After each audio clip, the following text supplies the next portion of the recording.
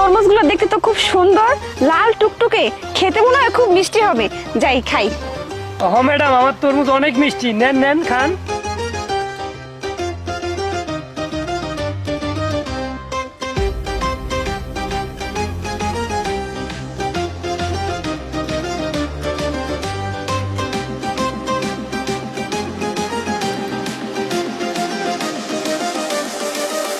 Madam, কয়টা তরমুজের ফালি খাচ্ছেন হিসাব রাখেন।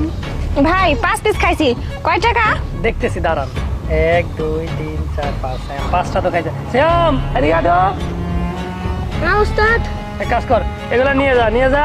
ওই ওখানে গরু আছে, যা গরুগুলা খাইতে যা। ম্যাডাম, 5 পিস তো এই 500 টাকা। কি?